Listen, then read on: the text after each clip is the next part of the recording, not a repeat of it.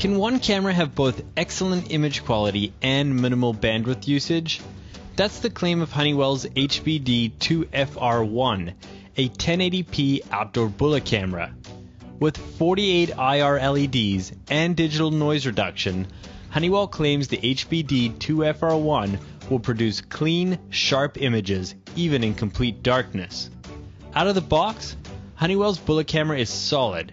Dark gray in color, it has almost the identical feel and size of Aerocon Vision's AV2125 series. Packaged with the Honeywell Bullet is a pre-drilled 4S box cover to make installation a little easier. Other than the mounting plate, this camera is fully assembled and ready for use. Aiming the camera is done using an Allen key. Once that was complete, we moved on to zooming and focusing the unit. This camera has both a remote zoom and remote focus function, but it does not have an autofocus function, so it adds a little extra time during the setup process. We found the remote zoom and focus sometimes a little slow during our setup. Now there is actually one other way you can zoom and focus this camera, and that's by using a tiny little joystick which is housed inside this little hatch on the bottom of the camera. It's not a whole lot better than a manual zoom and focus, but it does make things a little easier. The joystick was fun to use and instantly responded to our commands, but it really didn't offer any advantage over manual zoom and focus. Moving on though, there was one unusual feature about this camera we wanted to play with. The Honeywell Bullet camera supports 3 video streams, 2 digital and 1 analog. Now IP cameras with constant analog outputs are not all that common, and they can be extremely useful if you want to use an old DVR to back up the video or reuse an old analog monitor. The only problem with this camera, however, is that it doesn't have an analog cable coming out of it. That's because the analog output is housed in a little hatch on the bottom of the camera. To view the analog stream, Honeywell provides the interface cable with the camera. But if you want to use this cable as a permanent connection, you'll want to thread it through the arm. And that's where we ran into a bit of a problem. You see, to get the cable through the arm, you don't only have to dismantle the entire camera, you also have to break this weather seal over here, which would inevitably void the warranty.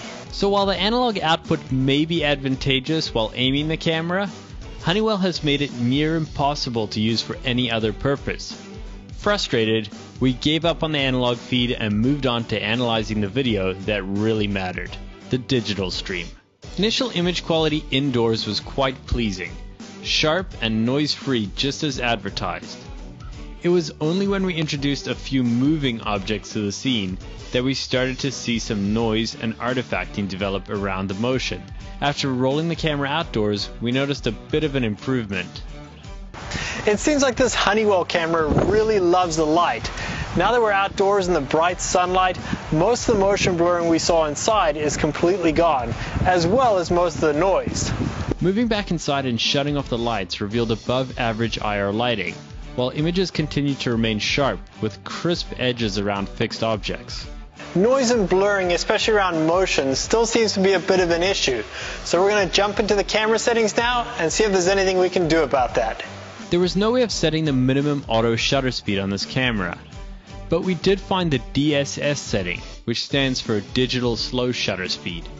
It was on by default. Disabling that setting made a noticeable improvement to the low light blurring we had struggled with earlier, and really didn't have any serious adverse effects on the image quality. To sum it up, this camera was really strong in very bright or very low lighting. It was indoors in artificial lighting around 500 lux that it really got a bit messy. IR lighting at night is more than most cameras would provide in this class, and while Honeywell claims this camera has outstanding image quality while using minimal bandwidth, we wouldn't really disagree.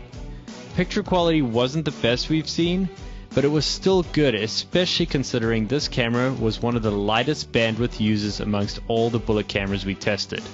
Our verdict? The analog output on this Honeywell camera is pretty much useless other than for setup purposes. And the remote zoom and focus lack the autofocus function, which would be really nice to have. It also struggled a bit with the fluorescent lighting in our warehouse. However, outdoors in daylight and in extreme low light conditions, this camera performed well above average.